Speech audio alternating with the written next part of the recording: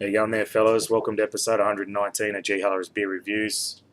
Today I've got something special again, a limited release. As you can see there, James Squire, the Hop Father Celebration Ale.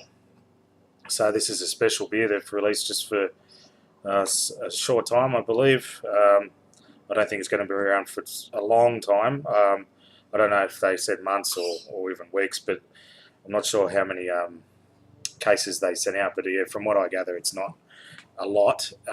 You can pick them up now, but they're not going to be around for a long time. So yeah, grab this if you see it around. We haven't even reviewed it yet, but well, maybe not grab it.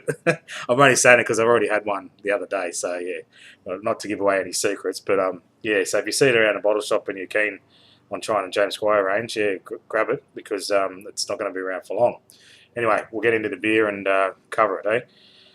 So it says here, as usual, they have a bit of a spiel on the side, and it says they hooked up with the descendants. Well, it doesn't say that, I'm paraphrasing, but hooked up with the descendants from of James Squire, and they worked with them to bring this limited release celebration ale. It's a salute to the convict turned brewer who brought Australia beer and grew the country's first hops, Mr. James Squire. So I think that's true. They obviously couldn't put it on there if it wasn't. But I think he was definitely one of the first fellas from the convict fleet to actually start brewing beer here. I have read about him before, but it's been a few years, so I can't quite remember his story in detail. It says this rich-bodied ale pairs Australian malts with a family favourite hop bill. Has an initial sweetness on the palate, which gives way to a cleansing bitterness, and it keeps on going on to say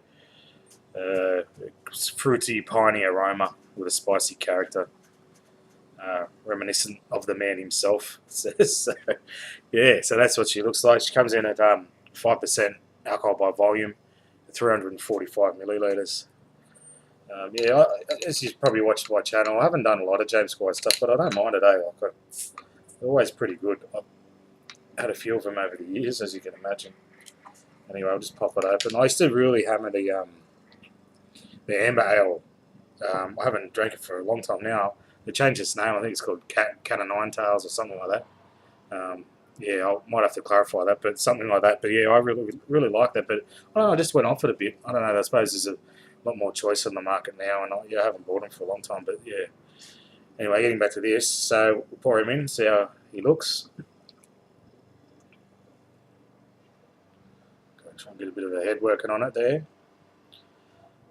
Just let it settle down a bit. Excuse my shirt. I look like I've just,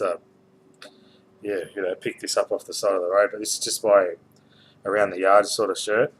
So I was just doing a few things, and yeah, I've still got it on. Anyway, back to the beer. All right, good head on it. Over 2 fingers. Quite a dark colour. Sort of going towards maybe the Hop Thief number 7. If you look at my last review, I compared 7 and 8.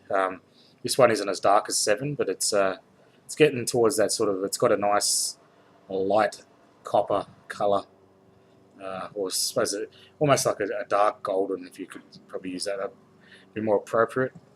Carbonation is moderate. Just your average sort of carbonation you'd expect in a beer. Head is sort of an off-white colour. A clean head though.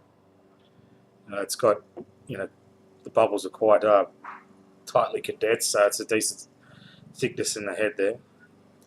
I'll just try and get it all in just before I have a sniff. Alright. Yeah, straight up. I'm getting that sort of floral aroma. A bit of a spice sort of. Yeah, like a sweetness, sort of a fruity sort of spice. And I'm getting the malts in there as well. I'm getting definitely the sweetness from the malts. Yeah, I could spell that. What did it say? It described it as pine on here. Fruity, piney aroma. I suppose. Yeah, a little bit of. Now that you read it, I suppose you can pick up pine, but yeah, it's sort of got that, definitely that fruity sort of aroma. All right. Most important part, the taste test. Cheers, fellas.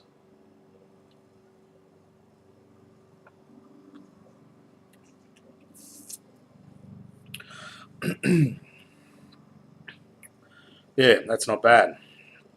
And you watch, I always say that. Most beers, first sip not bad. Every beer's pretty good the first sip.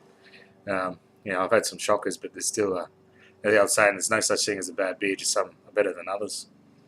So I'll say anyway. So you're getting it's sort of like the same sort of leaning towards that the Hop Thief. Obviously with the name the Hop Father, so it's sort of that style of beer. They're probably looking at this as like the grandfather, and I think the Hop Father just comes more from the naming because of James Squire. But first up, you get a nice malty sweetness, and it does linger off with a pretty pronounced bitterness. After that first sip, I can still feel that zing on my tongue. The bitterness for me, the hoppy sort of character, tastes a bit like cinnamon. Just let me give it another go.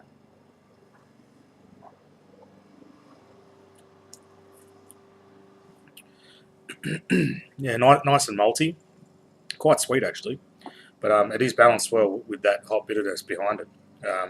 And for me, it tastes probably most likely not most likely, but in taste wise, the best way I could describe it, probably a better way to put it, is like cinnamon, sort of like a cinnamon sort of zest there. When you can get a bit of heavy on the cinnamon, it can give you.